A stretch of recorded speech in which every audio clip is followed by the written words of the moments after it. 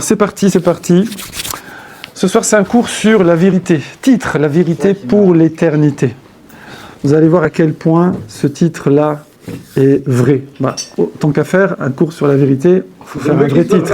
Parce que c'est vrai que souvent, vous avez remarqué que les rabbinim, de plus en plus, alors c'est peut-être pas eux, ce sont peut-être leurs community managers, mais ils jouent de plus en plus sur des titres accrocheurs, et quand tu écoutes le cours, tu vois pas trop le rapport, quoi. Ou peut-être à la fin, les 3 dernières phrases. Bon, tout le monde veut faire de l'audit, c'est normal. Enfin, pas les rabbinim, je parle, mais les community managers.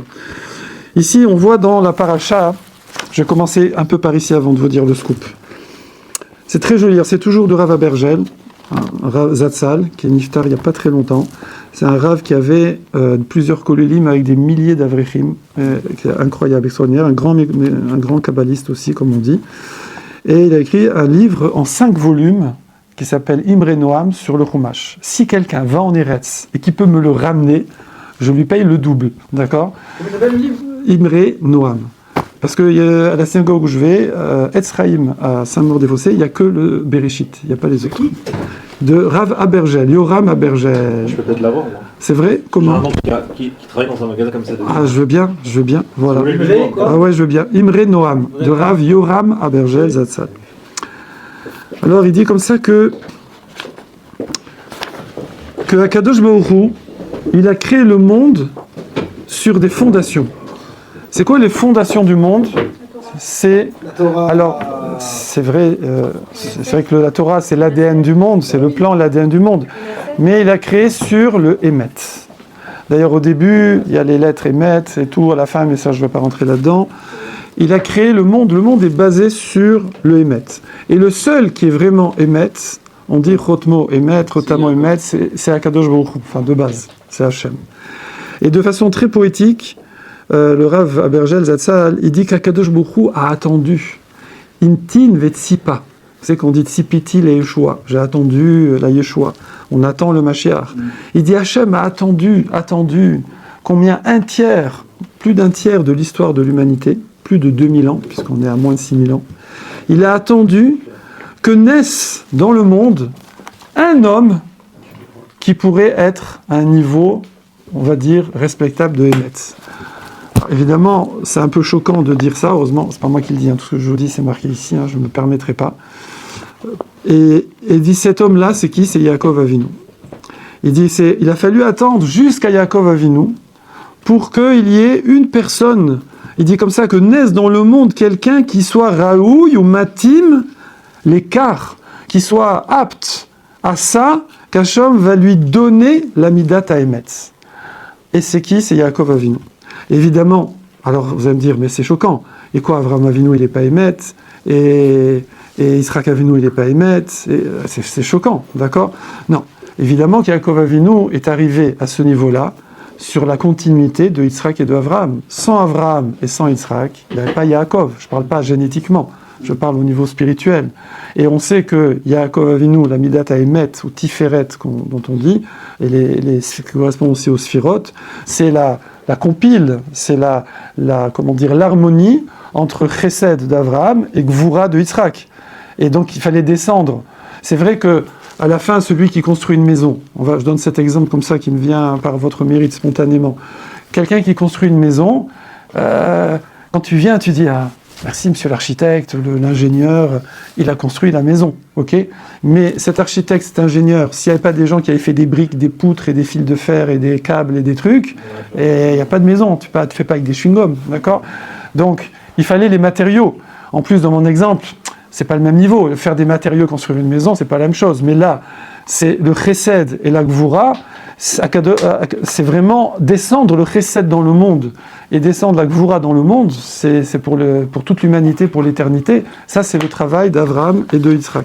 Mais Yaakov Avinu, eh bien, c'est lui qui a compilé ça. Et d'ailleurs, c'est marqué que Yaakov Avinu, c'est le Béhir, c'est le choisi parmi les Avot, même si on finit par Magan Avraham, et c'est marqué dans le Zohar qu'on l'appelle le père Shalem, d'accord, Avoine Shlema, c'est le père complet, il est arrivé à la Shlemut.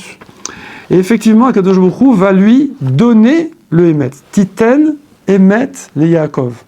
Titen, Emet, Yaakov. Hachem a donné le Emet à Yaakov. Alors vous allez me dire, attendez. il a travaillé ou c'est Hachem qui lui a donné? Et ça, voilà, ça c'est une des phrases à thème où on peut faire 1 heure dessus, qui est ramenée ici par le Siftei Chaim, Rav Friedlander. Et ça c'est ramené par le Messiat Yesharim. Le Messiat Yesharim, il dit comme ça. Il dit Trilato Ishtadlut. Dans la vie, tu commences à faire ta Ishtadlut. Tu fais ton travail, tu fais ton effort. Et Sofo Bematana. Mais à la fin, ça finit en cadeau. Ça veut dire que Yaakov Avinu, il a fait ce qu'il pouvait faire lui pour devenir Shalem, Ish Emet, pour compiler le Chesed et la Gvura. Mais à la fin, donc lui, il a fait sa Ishtadlut. Mais à la fin, qui lui donne? C'est Hachem qui lui donne. Et on est comme ça, nous aussi. Des fois, on s'étonne, oui. Ça, c'est un peu orgueilleux, mais bon, c'est comme ça. Alors, l'humilité, c'est pas de se sous-estimer. Il faut être conscient de sa valeur. Sinon, je ne sais plus quel Rav a dit que pas connaître ses défauts, c'est embêtant, mais pas connaître ses qualités, c'est pire que tout. D'accord? Donc, il faut connaître, oui, sinon on déprime. Et on n'avance pas, et on n'en profite pas, on ne les développe pas. Mais, donc ici, Yaakov Avinu, il a fait tout ce qu'il devait faire pour devenir Ishémet, mais à la fin, c'est Akadosh Baruch Hu qui lui donne cette mida-là. Et nous aussi, c'est comme ça. Des fois, on arrive à des choses, on se dit, mais comment j'ai réussi à faire ça? Ben, t'as fait ton effort, t'as avancé, Akadosh Baruch Hu, il t'a donné. Également, dans l'autre sens, des fois, on n'ose pas. On se dit, attends, mais moi, je suis pas capable. On voit quelqu'un, par exemple, des fois, c'est le système du mentor. On se dit, c'est une bombe, celui-là, waouh, ou celle-là. On dit, mais si j'arrivais à faire ça, si je pouvais, si j'étais capable, ça te paraît inaccessible, t'inquiète pas, va vers là, avance, et tu vas voir que Akadosh Baruch Hu, si tu fais l'effort, il va te donner le niveau. Il va te donner le niveau. Simplement, toi, tu dois faire ton effort à ton niveau, à toi, et Hachem, il te donne le résultat. Okay? Donc ça, c'est ce que dit le Messiat Yesharim, que Trilato Ishtadlut, que toute progression, toute évolution dans la vie, ça commence par que toi, tu essaies d'avancer, tu essaies de faire les choses, et que finalement, c'est Akadosh Baruch Hu qui va te donner en matana, en cadeau, qui va te donner le résultat. Et donc, c'est quoi ce résultat? C'est que Yaakov Avinu, il est devenu Ishémet. Alors bon, on va dire c'est quoi Ishémet? Émet, c'est être vrai, quoi. Ouais. Alors évidemment, on va dire c'est pas mentir. On va parler de ça. On va en parler. C'est technique, oui, c'est pratique. Mais de façon plus globale, le Siftei Chaim ici, il dit c'est quoi hein? Il dit, on compare d'ailleurs, on dit de Yaakov Avinu un autre qualificatif qui est semblable à Emetz. Vous savez c'est lequel? Yaakov Ish Tam. Bravo. Parfait, c'est ça. Ish Tam. Alors Tam, Tmimut, des fois on traduit de façon un peu péjorative, genre innocence. Bon, il est Tam, je veux dire, genre un peu... Bon, il se rend pas compte, quoi. Bisounours, vous voyez, des fois c'est un peu... Pas jusqu'à bisounours, mais un peu sur le chemin, quoi. C'est un peu ça, Tam. En vérité, Tam, c'est pas ça.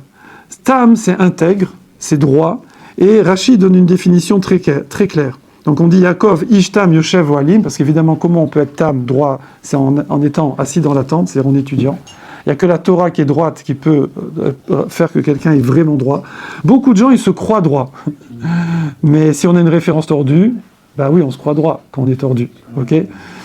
Quand j'étais pas encore ce que je suis, quoi. Bref, avec les cheveux longs, la queue de cheval, voilà, balafré et tout.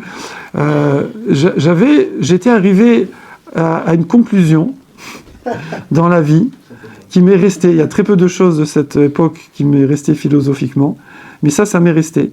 C'est que je me suis dit, tout le monde est tordu. Sauf moi. Non.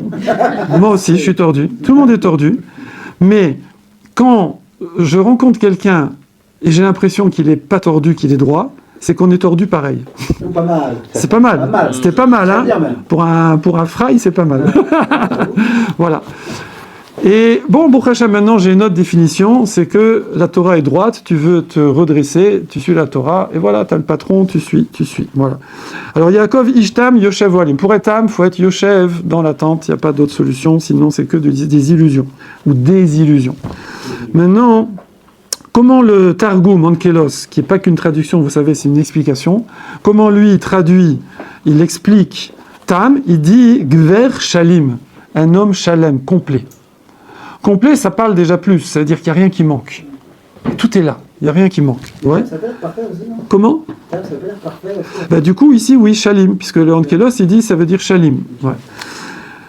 Shlemut, mais normalement, parfait, c'est Shalem. C'est pas Tam. Mais ici, Onkelos dit ça que ça veut dire ici. Maintenant, Rashi donne aussi sa définition. Et il dit, c'est quoi Tam? Et là, ça, c'est quelque chose. Et vous allez voir que, en même temps, c'est très exigeant. Et en même temps, ça ouvre des horizons. Oh, très joli. Oui. Tu es avec moi, Manu? Oui. Regarde. Si tu veux te laver un peu les mains, tu peux laver les mains. Tu as touché les chaussures. Tu veux, Manu? Va au lavabo. Alors, il dit comme ça. Tam, kelibo, karpiv. C'est quoi quelqu'un de tam?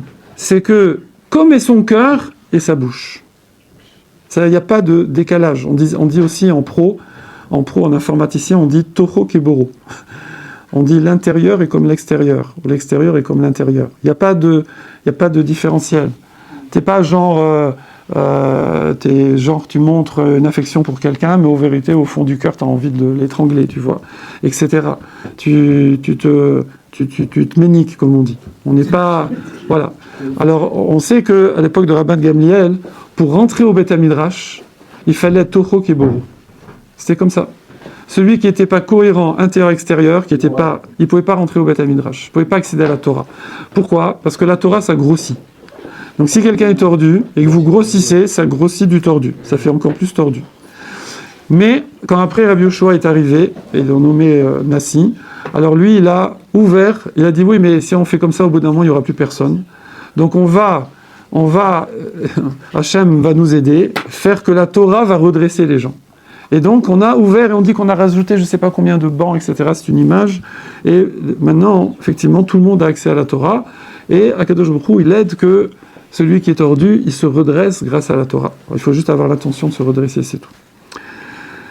Et donc ici, ça c'est Yaakov Avinu, qui est sa pnimiut, elle est correspondante à sa chitzionut. Ça veut dire ce qu'il dégage à l'extérieur correspond à ce qu'il a à l'intérieur. C'est en accord, il en fait... Alors en faire un petit peu plus, c'est normal, parce qu'on fait toujours un petit effort, parce que Adam nif'al defi peulotav. Ça veut dire que des fois, c'est vrai que toi, t'es pas... Par exemple, un truc tout bête. Des fois, on n'a pas la pêche. On dit, tu sais ce que tu fais? Force-toi à sourire, c'est tout. Lève la tête, bombe le torse, regarde le ciel et souris. Et d'un seul coup, tu te sens mieux. C'est-à-dire donc, l'action d'agir... Effectivement, comme lui-même il va dire, par exemple, quelqu'un qui veut se travailler sur le mensonge, eh ben, il va faire un mensonge sur 5, puis 1 sur 10, puis 1 sur 20, il va diminuer. Et petit à petit, mais c'est juste au niveau de la bouche. C'est juste au niveau de la bouche. Mais petit à petit, ça va transformer son intérieur aussi. D'accord? C'est comme quelqu'un qui est radin, on lui dit, donne la tzedaka tous les jours, et ces actes-là répétés, eh bien, petit à petit, ça va transformer ton intérieur. Donc, par l'extérieur, on agit sur l'intérieur. Donc, on peut faire un petit décalage dans le but de travailler l'intérieur, ok? Mais pas pour rouler les gens ou se rouler soi-même. Il y a des gens, ils arrivent même à se rouler eux-mêmes, hein. Vous savez, eux-mêmes, ils se prennent pour, alors que tout le monde voit bien que pas. Ouais, c'est terrible. Ok, donc on reprend maintenant le fil. Maintenant, Akadosh Baruch Hu, il va toujours créer le pendant. Ça veut dire, comment ça s'appelle ce principe? Gam etze leumadze asa Elokim. Quand Hachem il fait ish emet, alors il va donner la possibilité qu'il y ait un ish, le contraire du emet. Un ish roublard. Et c'est qui là? C'est Esav qui va prendre ce rôle-là. C'est pas le rôle qu'il devrait avoir, mais c'est pas le but du cours, c'est plutôt le cours de la semaine dernière où on a montré quelle grandeur aurait pu atteindre Esav et quelle était sa mission et quel était son projet qui n'était pas du tout ce qu'il a fait. Par contre, certains de ses descendants, comme on a dit, ils sont les plus grands Talmidei de tous les temps, Rabbi Akiva, Rabbi Balanes, Aftalion, Shmaya, etc. Et ils descendaient de Esav. Eh bien, lui, ça va être justement celui qui est tout le contraire, qu'on représente. C'est pas pour être dévalorisant, mais dans les animaux, vous savez qu'ils ne sont pas théorines, qui ne sont pas purs, alors il y a les deux signes de cacheroute, ruminant, ça c'est l'intérieur, et sabot fendu, c'est l'extérieur, ok? Et il y en a 4 qui ont un des deux signes. Après tous les autres, ils ont walou, aucun des signes. Et puis après, nous on en a 3 qui ont les deux signes. Qui c'est qui ont les deux signes? C'est mouton, chèvre et vache, taureau. Voilà, eux, ils ont les deux signes. Je parle dans les animaux domestiques. Hein. Après, il y a le cerf, etc., dans les chayotes. Et dans les animaux domestiques qui n'ont qu'un des deux signes, il y a, entre autres, voilà, le chameau, un autre qui s'appelle, le lapin, le lièvre, et comment il appelle et un autre aussi, là, comment il s'appelle celui-là? Je ne sais plus. C'est quoi le troisième? Non, il y a le cochon, voilà, le chazir.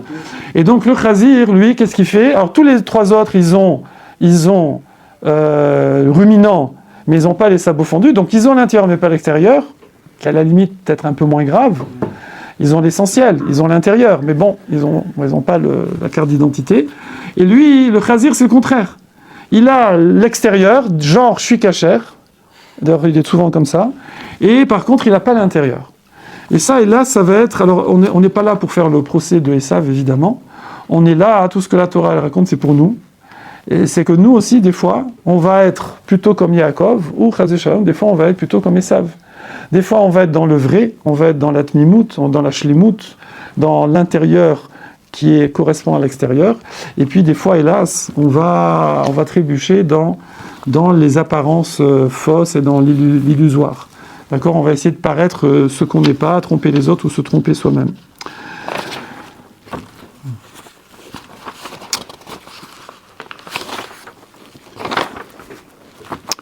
Il y a une Gemara très étonnante, c'est la Gemara Shabbat, page 75, où là-bas on parle d'un shochet. Mais c'est pas un vrai shochet. Shochet, c'est celui qui fait la shrita, d'accord ? Abattage rituel. Et là-bas, on parle d'un shochet. En fait, le shochet, c'est qui ? C'est le Yetzer Hara, ou le Malar Hamavet. Pourquoi ? Parce qu'il zigouille les gens. Vous savez que c'est le même. Hein ? C'est aussi le sar de Esav. Et donc, il zigouille les gens. Et là-bas, la Gemara demande shochet mishumai chayav.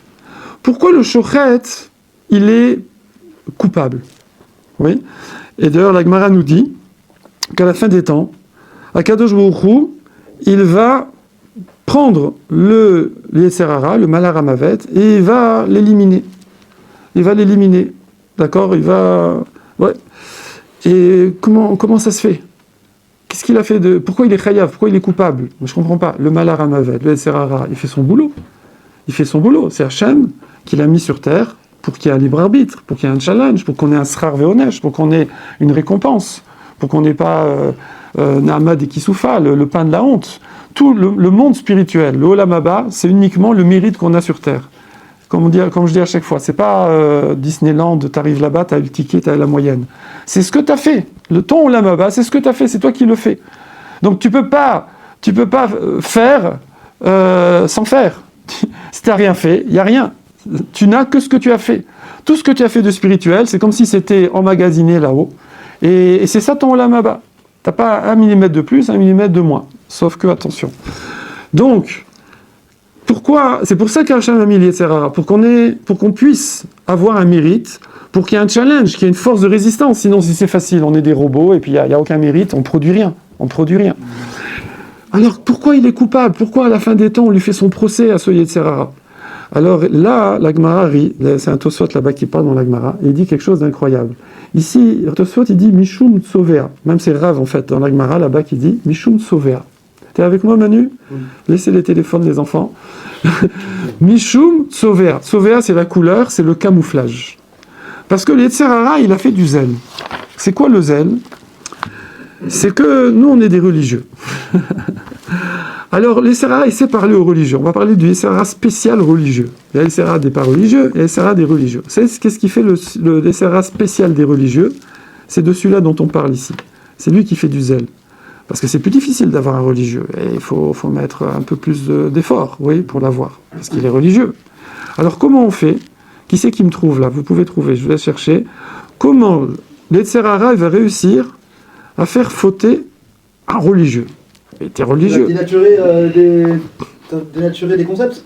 Ouais. Tordre des concepts. Oui. Qui paraissent cachers. Oui. Il va faire paraître cachère, mais en fait. Par la religion. Ça va paraître cachère par la religion, bravo. Exactement. Il va te faire une misva de ouf. Mais c'est pas du tout une misva. Il a mis la peinture dessus, vous savez. Comme quelqu'un, il prend une carrosserie là, comme ça, de Porsche. Il met un moteur de 2 chevaux dedans, il marque Porsche dessus, il roule avec, il dit non mais je roule pas trop vite, c'est limité à 30 et tout, voilà. Il a mis des trous dans les pots d'échappement pour que ça fasse le bruit. Et en face de chez moi, je lui fais une petite dédicace d'ailleurs, il y a un Yehudi qui est garagiste et qui a un garage. La première fois que je suis passé, en plus comme il n'a pas assez de place dans le garage, il les met dans le jardin. Donc il y a un petit jardin comme ça, avec une petite baraque qui paye vraiment pas de mine, on dirait presque une ruine. Bon, il y a quand même un gros panneau sous télésurveillance. Hein. Et là, au début, quand je suis arrivé là-bas, j'ai vu il y avait 2 Porsche. Bon, une plutôt vieille, une plus récente. Je me suis dit, tiens, bon, il y a un amateur de Porsche. Après, j'ai vu une 3e, une 4e, après j'ai vu une Ferrari. Bon, et un beau jour, quelqu'un m'a expliqué, c'est un garagiste, voilà. Et là, la mezouza, voilà. Donc, pourquoi je vous disais ça ?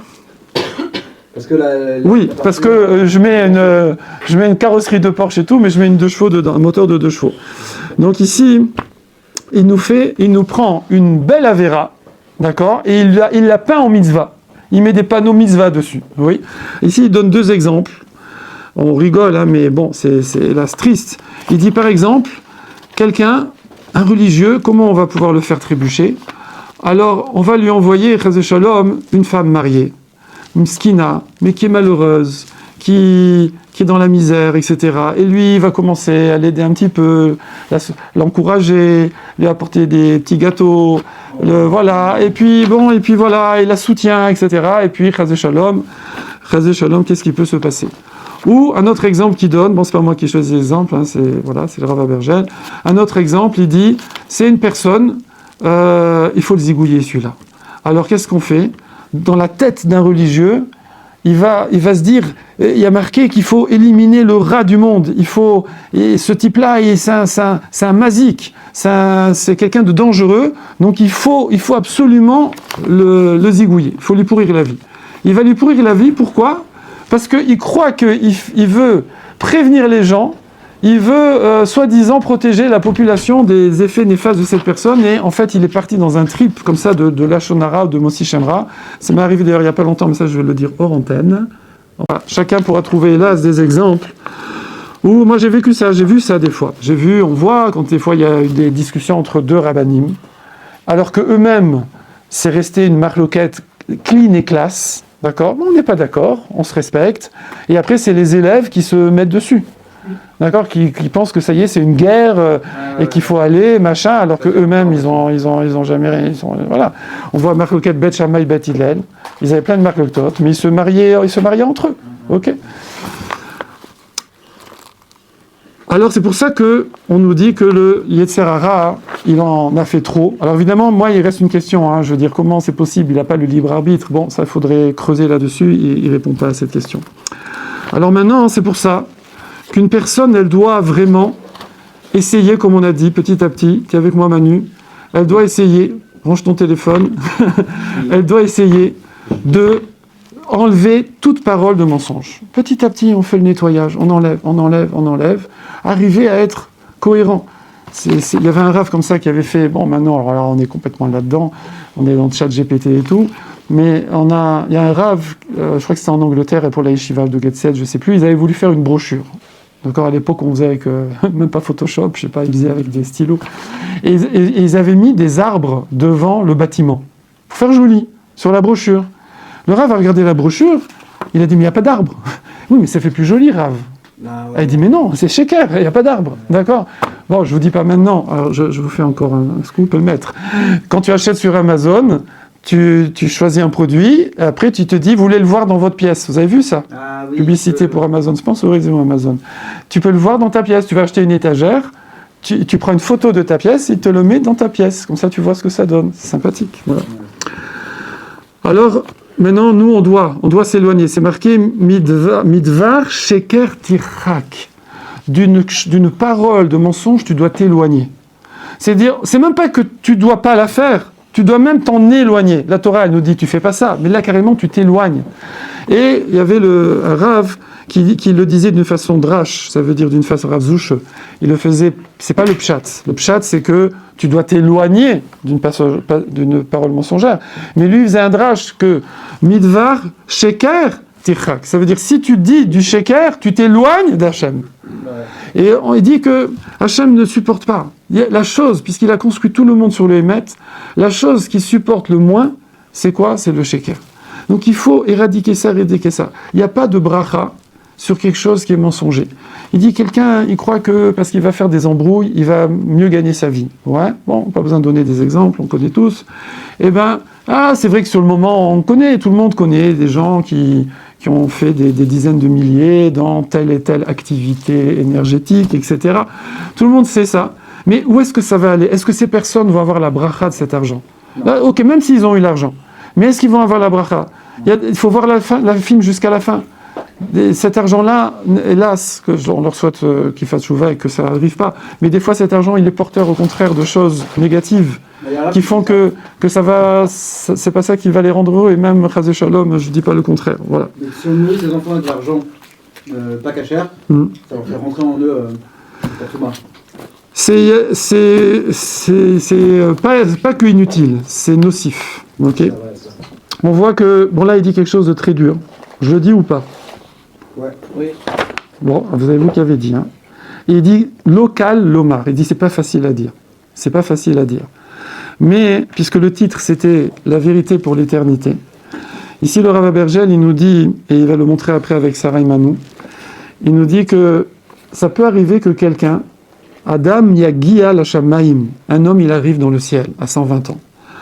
Ou pitom lo yimat seklum. Il ouvre son olam haba. Excusez-moi, il n'y a rien. Il trouve, kloum, il n'y a rien. Bon, il a pris un exemple choquant, d'accord? Il y en a déjà. Non, il n'y a pas. Il n'y a rien. Il n'y a pas de la Maba. D'accord? Bon, il a pris un exemple extrême. Alors, il ne comprend pas. Donc, il y a le SAV, 3240, ok? Bonjour, tapez 1 si vous voulez un abonnement sur votre Lamaba, tapez 2 si vous voulez votre contrat, tapez 3, il tape 3. Vous voulez parler à un assistant, tapez 3, il tape 3, d'accord? Nous vous prévenons que ça va être enregistré pour des... Ok, d'accord. Et là, il demande, il dit bonjour, là, je voudrais savoir, j'ai étudié la Torah, j'allais au Lami Samandé, j'allais le matin de 9h30 à 10h30 faire Gemara à Ortora au 24, d'accord. Je faisais Shabbat, je mangeais kasher, j'ai tout, je faisais tout. C'est quoi cette histoire? Il est où mon Lamaba? Ils nous ont expliqué là-bas, il a dit chaque mitzvah que tu fais, chaque chose, tu me fais une brique, tu mets une pierre, tu mets un robinet, tu mets un paysage, une piscine, un machin, j'arrive, il n'y a rien. Et où sont les architectes, d'accord?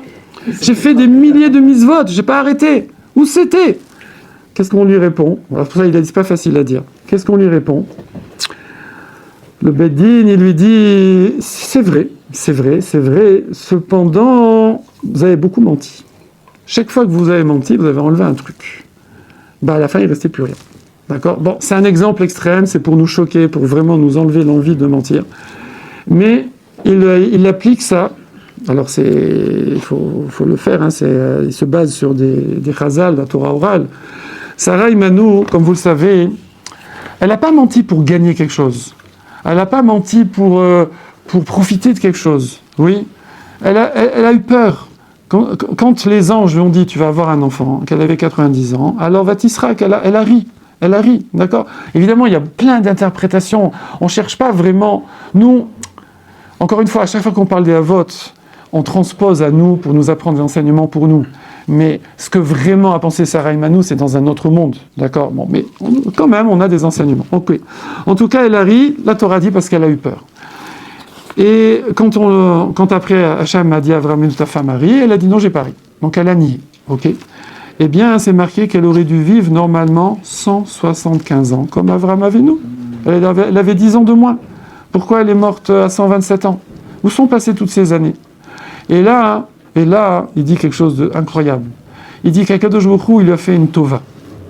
Il a dit, Sarah, c'est une sadéquette, on n'a pas idée. On ne peut pas lui enlever de son olam haba. Alors on lui a enlevé de son olam hazé. C'est-à-dire, comme Hachem, il ne voulait pas toucher à ce qu'elle avait acquis éternellement, il a touché à ce monde-ci, c'est passager. Alors, et donc, c'est comme ça que... Voilà. Le Rav de Breslev, le Rav Nachman de Breslev Zatzal, tout le monde, je l'ai déjà cité la semaine dernière, il le cite souvent, mais alors il ne le cite pas du tout comme on s'y attend. Là, il l'a cité en disant Tov le Adam sheyamut misheyirye veiye shakran. Il vaut mieux que quelqu'un il meurt plutôt que de vivre, qui veulent mourir plutôt que de vivre dans le mensonge. Il dit il vaut mieux ne pas vivre que de vivre dans le mensonge. Voilà, c'est Rav Nachman a dit ça. Voilà, Rav Nachman Breslev, qu'on connaît, la joie, etc. Des fois, il dit des choses, c'est percutant. Voilà. Voilà, je crois que Bezrat Hashem, on s'est vraiment motivé. la bracha, elle est vraiment dans être émette, être responsable, être le Réchit Chorma. Il dit que toute personne comme ça qui s'attache à la vérité, il prolonge ses jours, il a la bracha, il se préserve de choses néfastes, de choses négatives. Voilà, Bezrat Hashem, que ça nous motive, pas seulement donc pour l'éternité, mais aussi pour ce monde-ci, d'arriver à avoir des paroles vraies et même des pensées vraies, parce on sait que pour que les actions soient vraies, les paroles soient vraies, il faut remonter jusqu'aux pensées. Et tout ça, Bezrat Hashem, par les efforts, petit à petit, l'oiseau fait son nid, on gratte, nous on fait, et Hashem il donne. Titen, Emet et Yaakov. Toi tu fais ton travail, Yaakov a fait son travail, Hashem il a donné le Emet. Voilà, chazak à vous.